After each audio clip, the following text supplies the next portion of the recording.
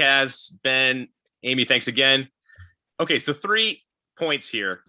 I'm a pastor, so I will use points shamelessly with extreme illustrations. That's typically how it goes. My wife hates that. I totally understand why she does.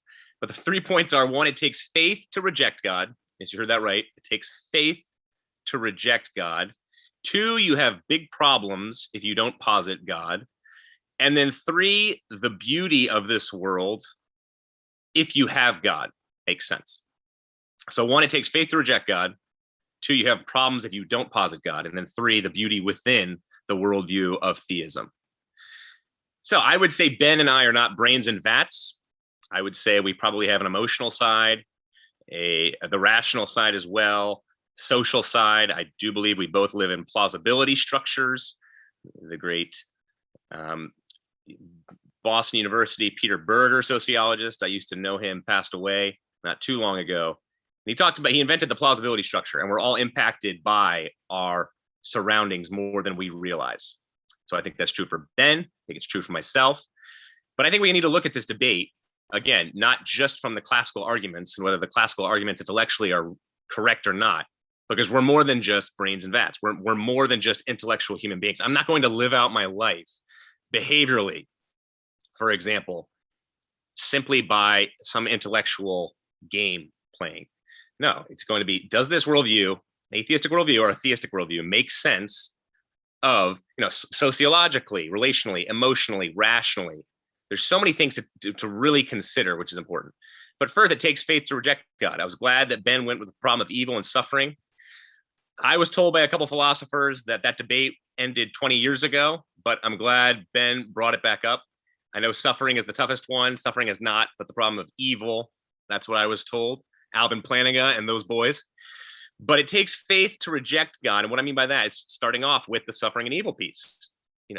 There's so many examples where, for example, one is if I told my 2-year-old right now that she had to suffer because she did something really bad and she was in timeout. And she would ask and she wouldn't understand. She still doesn't understand why she has to go to timeout, what exactly is doing something wrong. And so she's getting punished. She's going through a form of suffering, especially for a 2-year-old, that she doesn't understand. And she doesn't know what could potentially be behind it. And after a while, I explain it to her and she begins to understand some of it. And I think we get partial explanations from God. He's an omniscient being. We are very finite in who we are and our understanding of things. And so we need to leave room for God's knowledge and potentially, see, here's where the faith comes in, because automatically Ben thinks that we need to have a total clarity, a complete understanding of why God allows suffering to happen. And that when suffering happens and we don't know why, then there could be absolutely no good reason for it. Okay, philosophically, that's just completely bunk. And so, another example would be in Alvin Plantinga's, in a pump tent, for example, St. Bernard. You're going to go into a pump tent, you're going to see a St. Bernard, but no see-ums coming through the screen, which I do some camping up here in the East Coast. You're not going to see them, and you're not going to see the reasons for them, and that you're getting bitten, and you don't even realize why or how you're getting bitten. So we have to leave that, and there takes faith, again, from Ben to make this incredible leap of God has to make it clear to me why any and all types of suffering occur. So I think that's a large leap. I think he also, not him specifically, but many atheists, I hear the exclusive claims of Christianity are tremendously offensive, for example. So this is more my faith in God and who God is, Jesus Christ. And there can't just be one way. Well, how do you know that there can't just be one way? I think you're being influenced by your Western culture, which says, no, be as egalitarian as you possibly can, have absolute freedom. And what that basically means is all decisions are good. You judge for you what's right for you, and I'll judge for me what's right for me. And hey, in a pluralistic society that's relativistic, everything's good, man. Everything's equal. And don't you dare judge me and tell me my ideas are wrong. So those are some leaps of faith that I oftentimes hear atheists make when it comes to theism. Now, the problems you get, obviously, there's many if you posit atheism. I mean, they're endless. Think about this one. The belief that there was nothing and nothing happened to nothing, and then nothing magically exploded for no reason, creating everything. And then a bunch of everything magically rearranged itself in the most perfect way. So fine tuning, we could have touched on that, imaginable for no reason whatsoever into self-replicating bits, which then turned into dinosaurs. That is atheism. It starts with the virgin birth of the universe. Ben and I both believe in virgin births. I believe mine makes a little bit more sense. He believes his makes a lot more sense. So the problems you have without it, well, you can start with, gosh, matter, mind, and morality. Matter, mind, and morality. Think about matter. Ben named some of it. I believe you absolutely, everything that has a beginning needs a cause.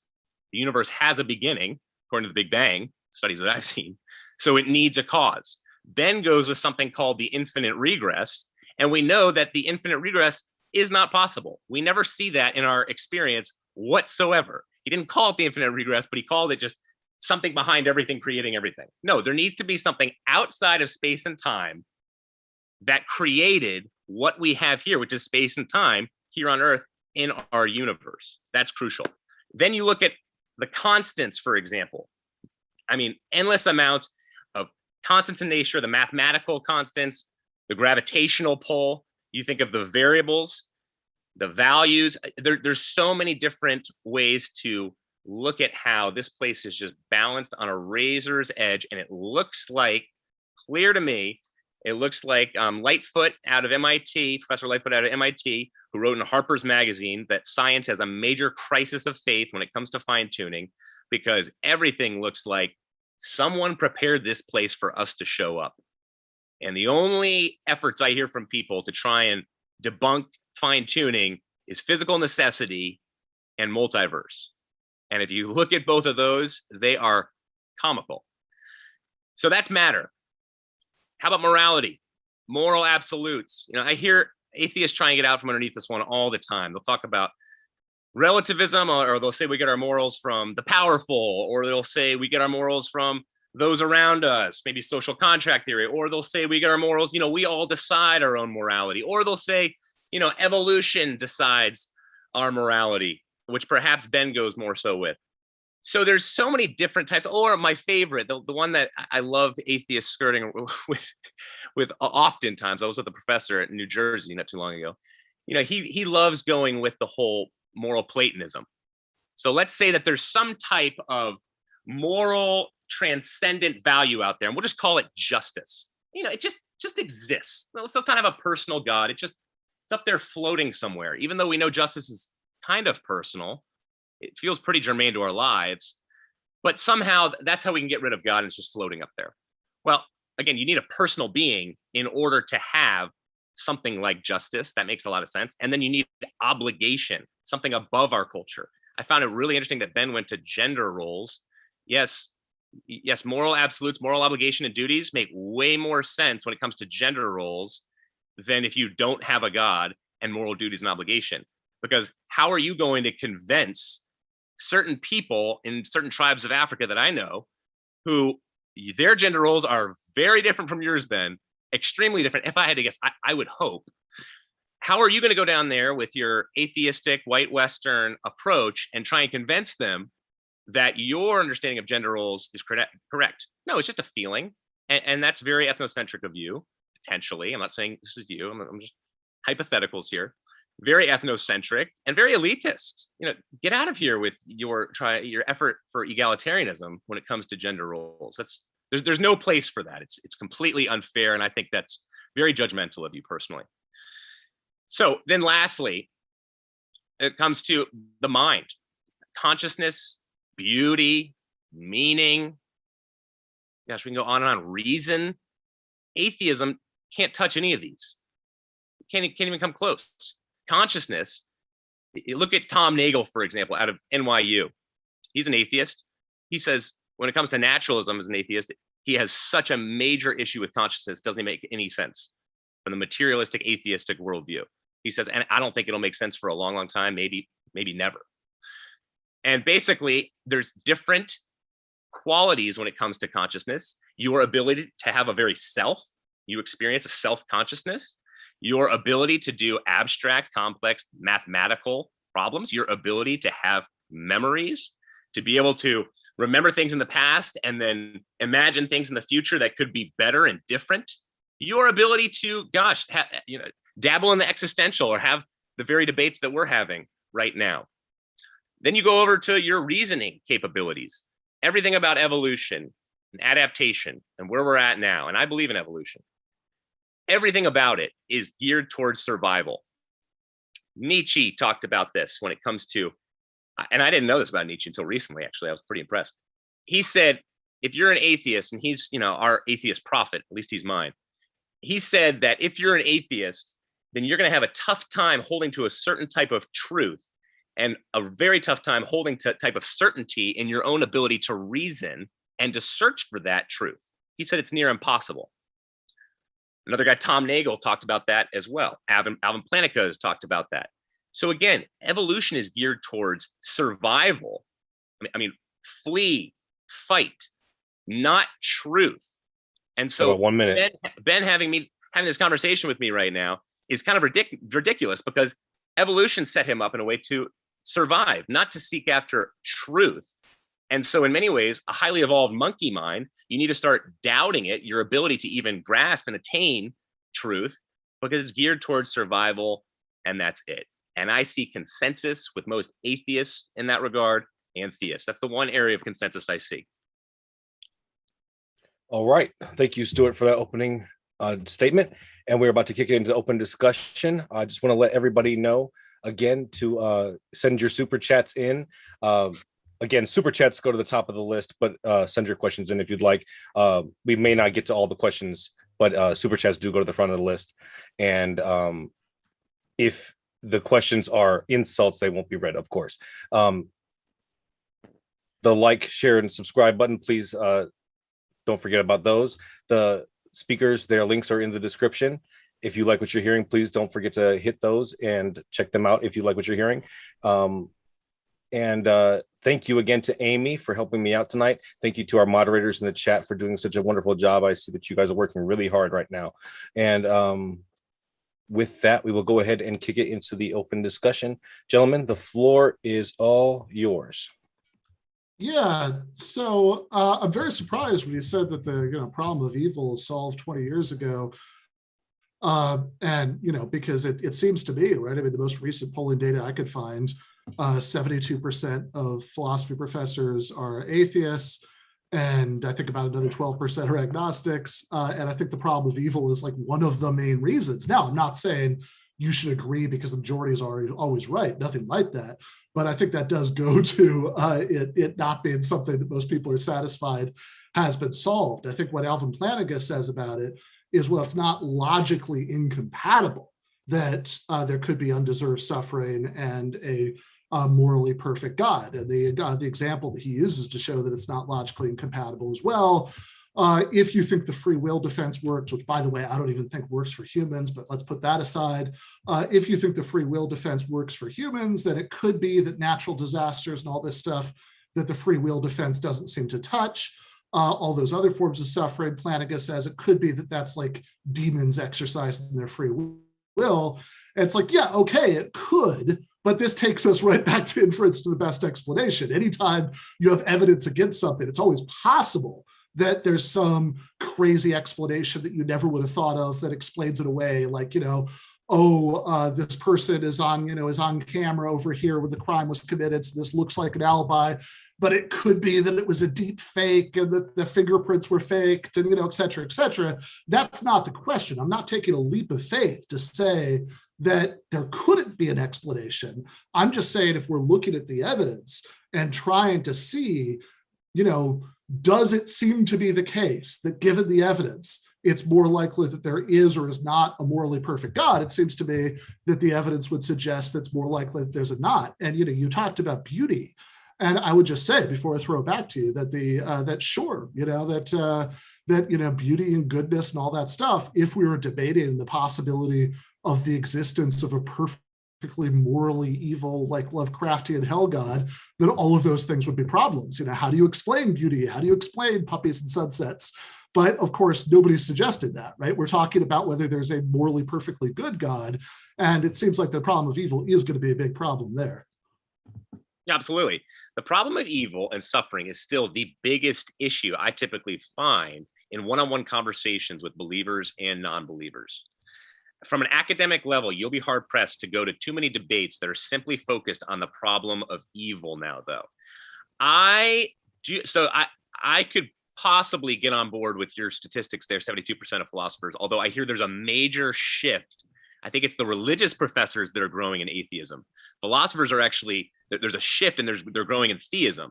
Now, scientists, for example, right out of the scientific journal, so I don't think they're lying. The majority of them are atheists. They said that 40% of Harvard scientists are theists, 40% are atheists, and 20% are semi-agnostic. So those stats are fascinating, but those change overnight sometimes as well. Now, I think in academia, at the universal, in terms of, universally speaking, at colleges, I would say the majority. I mean, there's a reason why 75% of high school students lose their faith when they go to college, because in the halls of power, it is still secular. But I digress. That's a different issue. I want to talk more so about, you kept talking about the invisible giant, and I usually hear it, the Loch Ness monster. And just to touch, I'll keep calling it back here to use in 1 second. All right. Just to clarify briefly, I don't want to defend or call you out on that. I'm okay with that, in the sense of it's the invisible friend sitting on my left. Like, sure, I could go there. I've never heard a voice, for example, but I'm talking more so like Stephen Evans, the great philosopher down there at Baylor.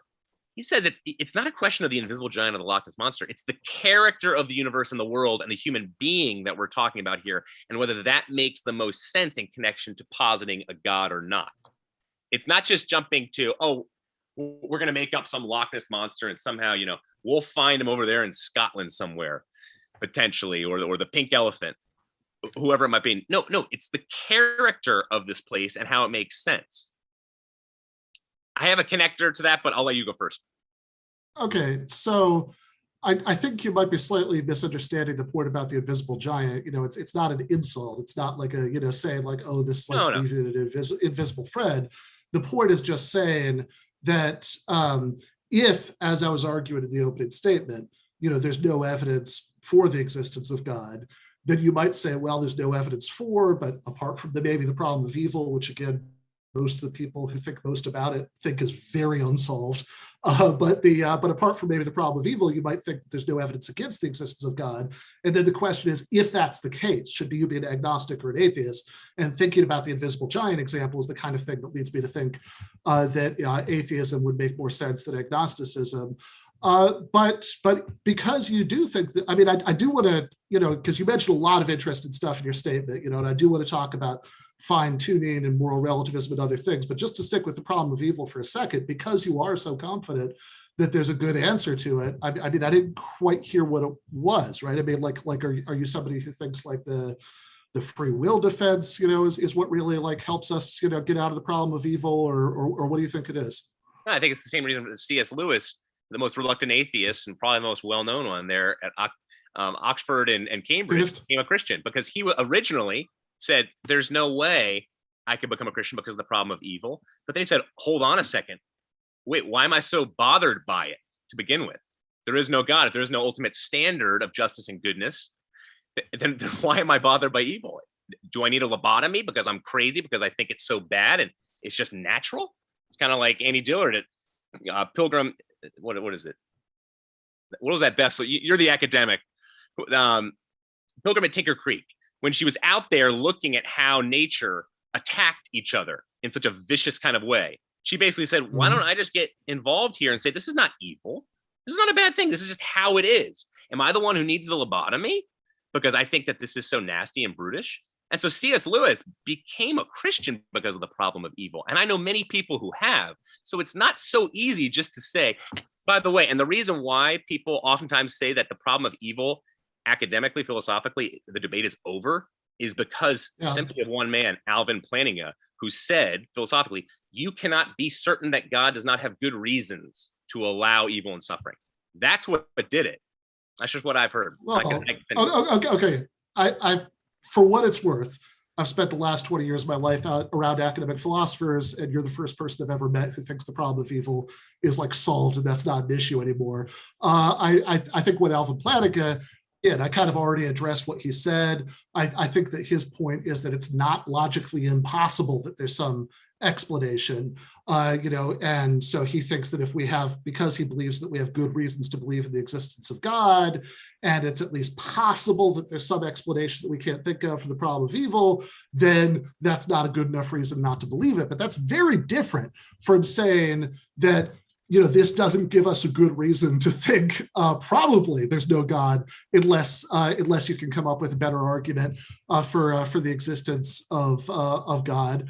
And I did not really hear an explanation from you. I heard it's possible, which of course it is, the same way that, if we have fingerprints and, DNA evidence from bloodstains, that, O.J. Simpson committed a murder, it's possible there's some elaborate conspiracy we can't figure out to fake all that evidence, but, probably not. It's possible that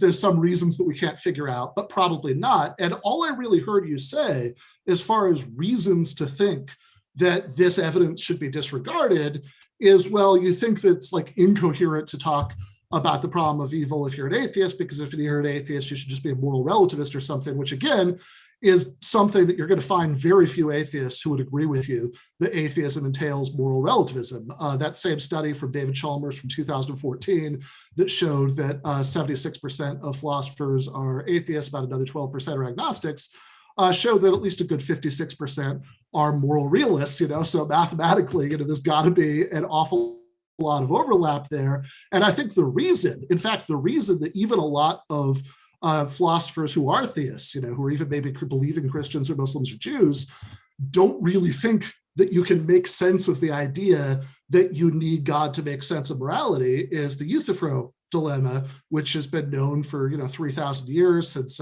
Plato, which is the dilemma where Socrates is arguing with this ancient Greek holy man Euthyphro, and he asks, and Euthyphro says that the holy is that which the gods love, and Socrates says, well, do the gods love it because it's holy, or is it holy because the gods love? So to translate to these terms, if you say, well, we could somehow make sense of justice more easily given a personal God, I mean, I don't see any connection there. In fact, I think if anything, the idea that you could make sense of justice by talking about a personal God makes no sense on its face, because you end up just being a different kind of moral relativist. If you're saying, well, this is just or unjust because God wants it, right? Then you're saying it's just arbitrary. God doesn't have a good reason. So if God decided that, that torturing small children for fun was morally just, well, if all that it means for something to be morally just is that God wants it, then you'd have to admit that in that scenario, torturing small children for fun is just. If, on the other hand, God wouldn't like that because it's unjust, then it has to be unjust for some reason other than God not wanting it. And I've got to say, I mean, this is something I've never really heard, maybe you'll be the first, but I mean, I've never really heard a good response to this. It seems like if you want to reject, moral relativism, which you should, moral relativism is a terrible position, then you can't believe that things are morally just or unjust because of what some personal being thinks.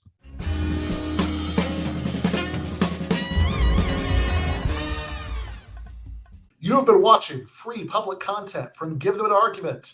To access every single episode of the show, the main show on Monday nights, all of the streams, all of the debate breakdowns, all of the patron-exclusive postgames on Monday nights, all of the patron-exclusive bonus episodes every week, and much, much more, go to patreon.com/Ben Burgis. I cannot resist ending this with, don't be foolish.